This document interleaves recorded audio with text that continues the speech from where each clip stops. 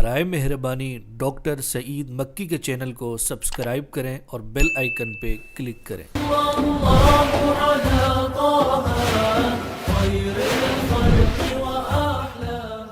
الحمد للہ رب العالمین والصلاة والسلام علی اشرف المرسلین وعلی آلہ وصحبہ اجمعین وبعد۔ سامعین و ناظرین، حج کے مناسک پر اور حج کے اللہ کی عظمت کا مظہر اور امت کی وحدت کا مظہر ہونے پہ یہ ہماری دوسری مجلس ہے۔ پہلی مجلس میں ہم نے حج کے سب سے پہلے عمل جسے احرام کہا جاتا ہے اس پہ گفتگو کی تھی، اور ہم نے یہ عرض کی تھی کہ احرام ظاہر و باطن کی صفائی کا مظہر ہے، اور اللہ کے ساتھ اپنے ظاہری لباس میں بھی عشق کا ایک مظہر ہے کہ حاجی اپنی عادت کے لباس کو، اپنے معمول کے لباس کو، اپنے علاقائی لباس کو، اپنے آبائی لباس کو اتار کر اور سب سے کنارہ کش ہو کر اللہ کی توحید کا اقرار کرتے ہوئے اسی کے کلمے کو لبیک اللہم لبیک کہتے ہوئے، اور پھر یہ احرام پوری امت مسلمہ کی وحدت کا عظیم الشان مظہر ہے۔ اب جب حجاج کرام داخل ہو گئے حرم محترم میں تو سب سے پہلا عمل ان کا طواف بیت اللہ الحرام ہوتا ہے۔ محرمین کے یہ قافلے اطراف عالم سے چاروں طرف سے داخل ہوتے ہیں، بحر و بر کا سفر طے کر کے، طویل و عریض سفر۔ پہلے تو آپ کو پتہ ہے، مجھے اچھی طرح یاد ہے کہ شعبان کے مہینے ہی میں ہندوستان کے حجاج کرام آ جاتے تھے، جو بحری جہازوں میں سفر ہوتا تھا شعبان کے مہینے میں، رمضان سے پہلے۔ آج کل سفری سہولتوں کی وجہ سے حجاج کرام کی آمد شوال میں شروع ہو جاتی ہے، تو بہرحال طویل اسفار طے کر کے اللہ کے محرمین بندے احرام کی حالت میں مکہ مکرمہ میں داخل ہوتے ہیں۔ اور واقعی ایک زمانہ تھا آج سے 40-50 سال پہلے کا کہ مکہ مکرمہ میں حاجی کے آمد کا کوئی وقت نہیں ہوتا تھا۔ حج کے ایام میں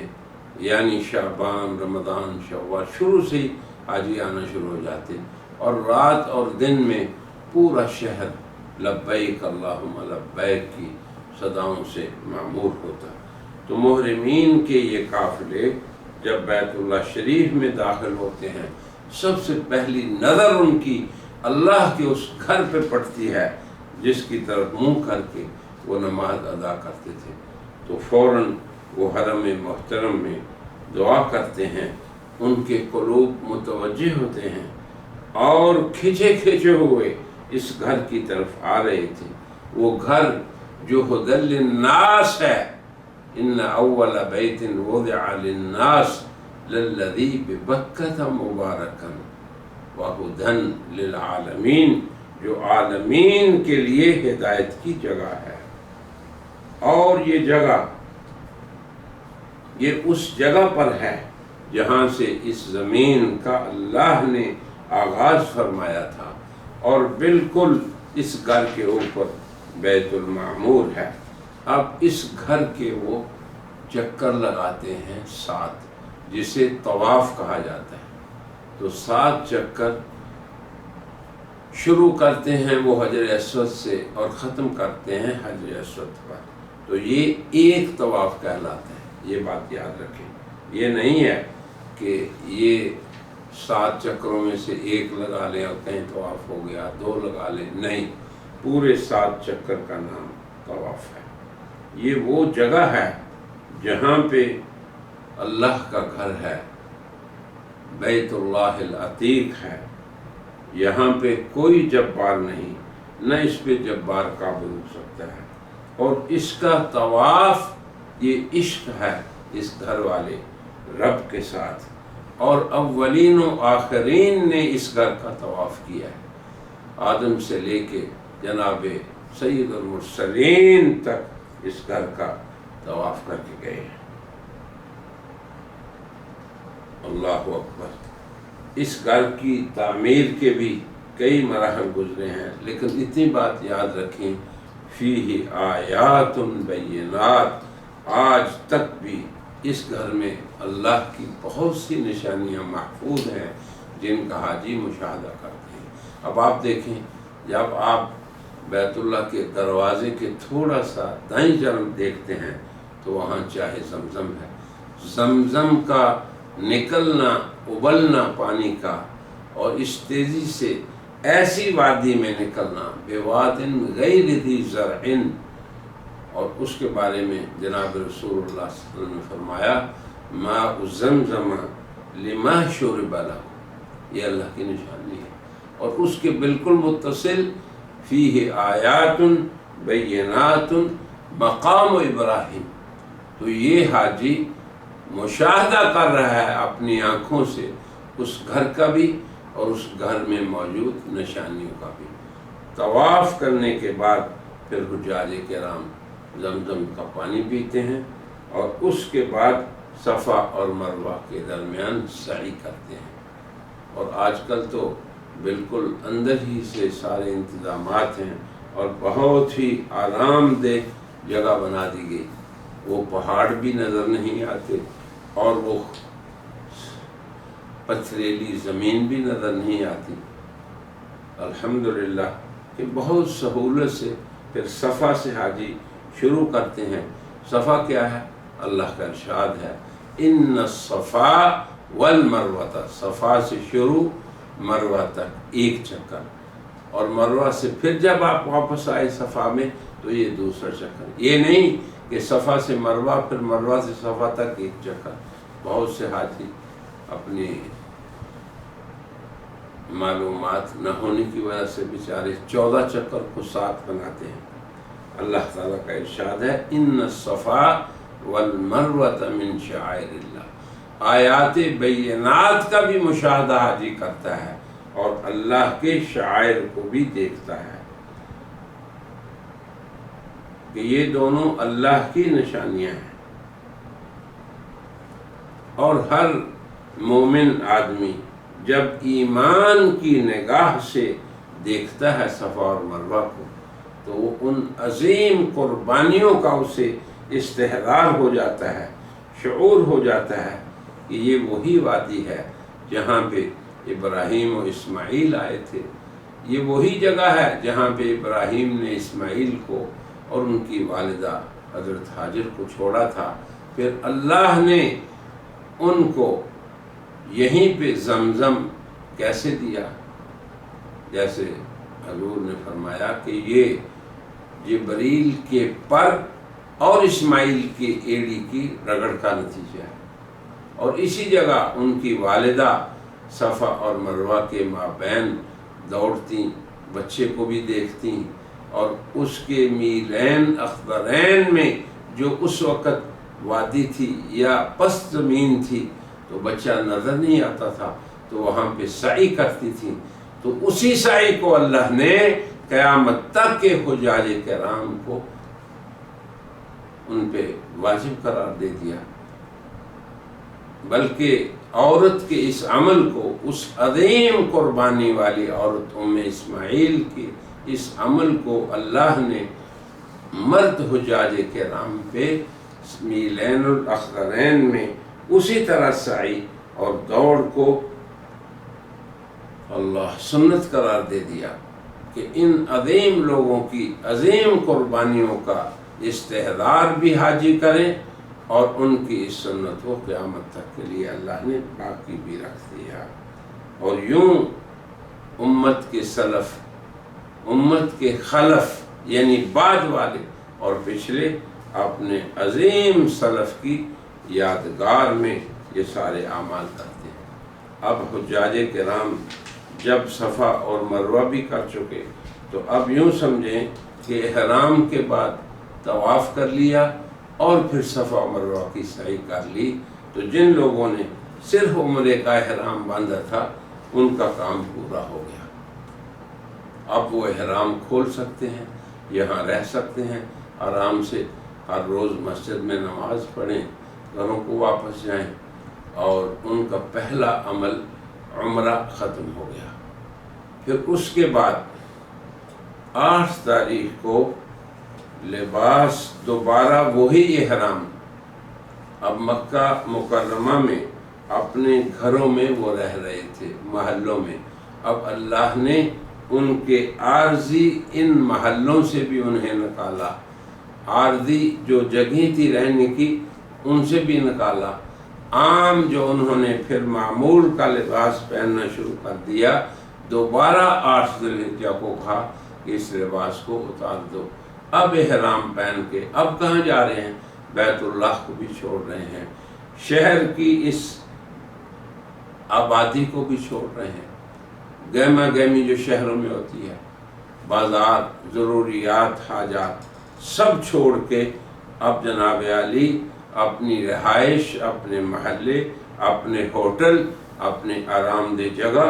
سب کو چھوڑو اور یہاں سے نکلو احرام باندھ کے، پھر دوبارہ کہاں جاؤ؟ اب تم مینا میں جاؤ۔ مینا ایک خیمہ بستی ہے آج بھی، جہاں پہ شہر کی سہولیات تو ہو ہی نہیں سکتی، وہ شہر ہے ہی نہیں، نہ شہر جیسے مکانات، نہ ویسی رہائشیں، نہ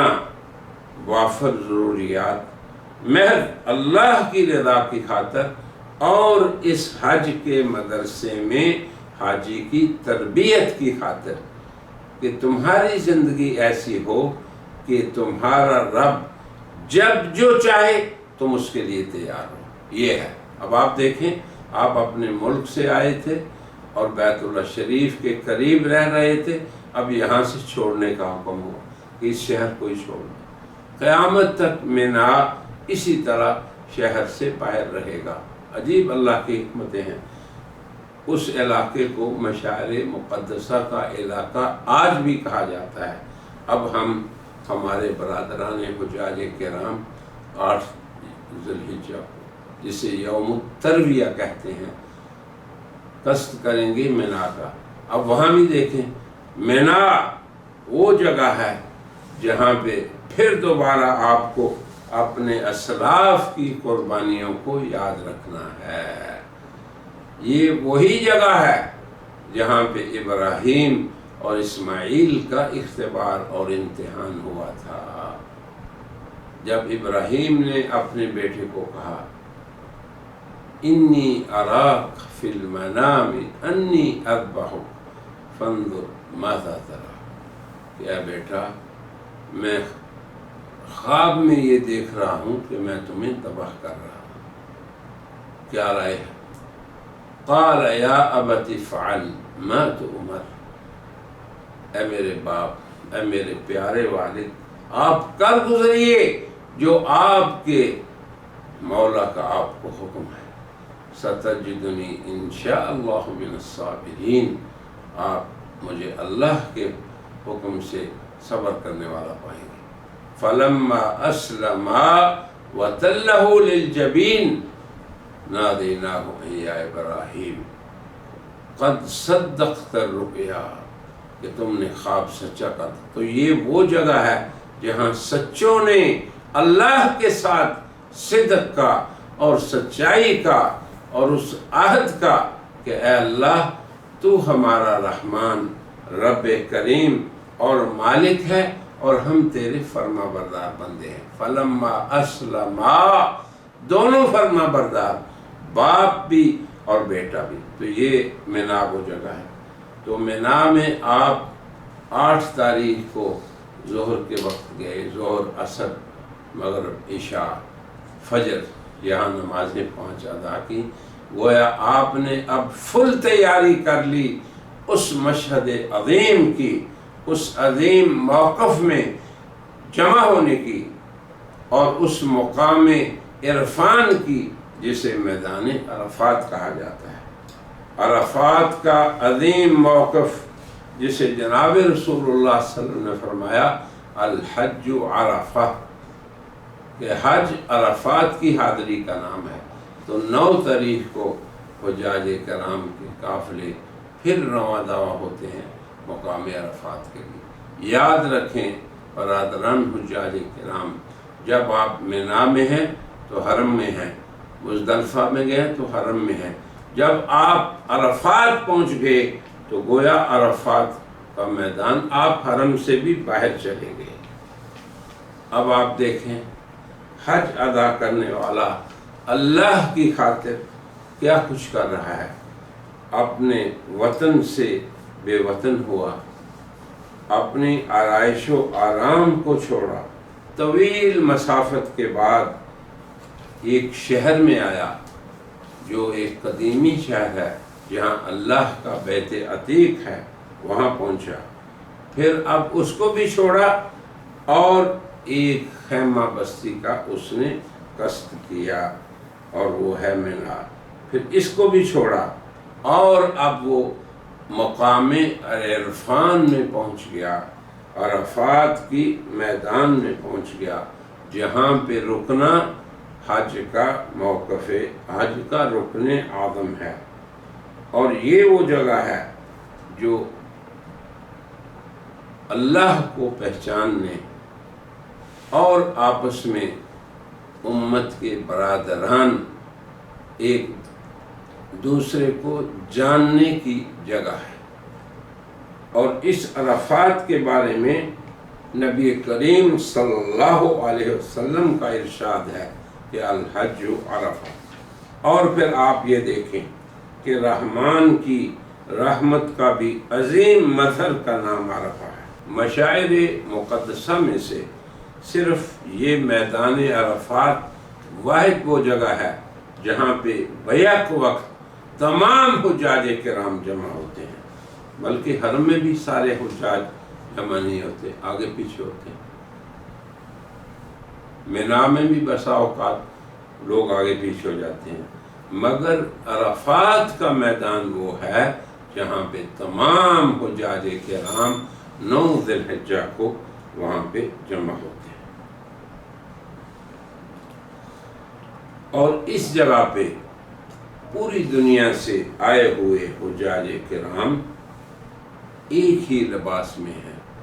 اور ایک ہی سبھی کی پکار ہے لبیک اللہم لبیک لبیک لا شریک لک لبیک۔ یہاں کی کیفیتیں بیان چاہے زبان سے ہو، قلم سے ہو، اس کی حدود سے باہر ہے۔ یہاں کی کیفیت اور وجدان اللہ کے بندوں کا اور اندرونی سرور اور شعور قلم اور کرتاس اور انسانی زبان اس کے بیان سے عاجز ہے۔ عرفات کی حاضری یقیناً حق تعالی شانہ کی عرفان اور معرفت کی وہ مبارک گھڑیاں ہیں جن کو وہاں پہ حاضر ہونے والے ہی محسوس کر سکتے ہیں۔ یہی وہ مقام ہے جہاں پر سید العارفین، سید المرسلین، حضرت خاتم النبیین صلی اللہ علیہ وسلم حاضر ہوئے۔ آپ نے ظہر اور عصر کی نماز جمع کر کے جمع تقدیم یعنی ظہر کے وقت عصر کی نماز بھی ادا کر لی۔ اور یہ وہی جگہ ہے جہاں پہ سرور دو عالم صلی اللہ علیہ وسلم نے پوری انسانیت کے نام اپنا پیغام نشر فرمایا۔ اور صحابہ کرام فرماتے ہیں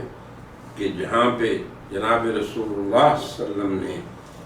ہماری دنیا کی زندگی سے متعلق کوئی مسئلہ ایسا نہیں تھا جسے آپ نے بیان نہ کر دیا. آپ کے وفا شعار اصحاب نے نہ صرف اسے محفوظ رکھا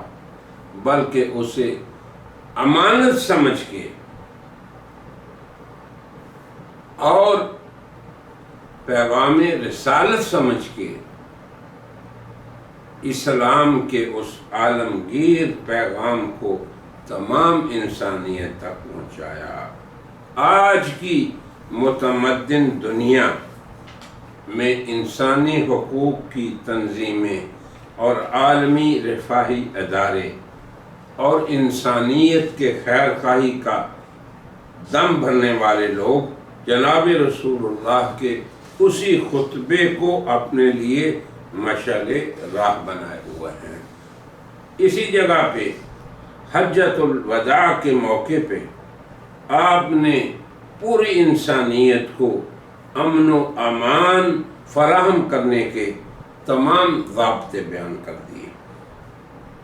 آپ نے اسی موقع پہ فرمایا, انشاءاللہ ہم کسی مجلس میں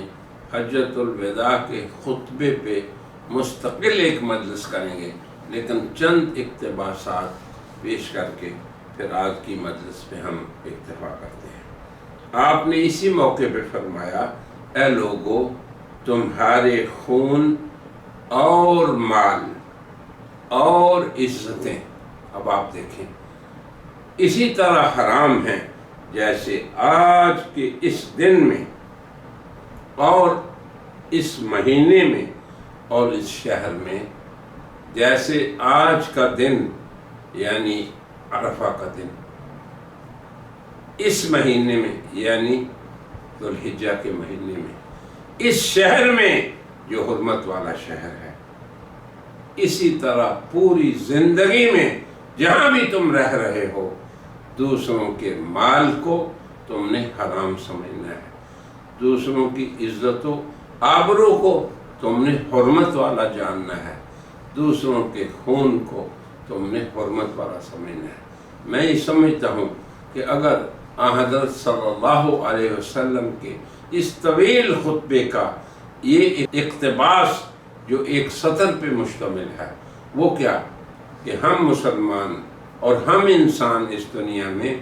دوسروں کے مال کو, دوسروں کی آبرو کو اور دوسروں کے خون کو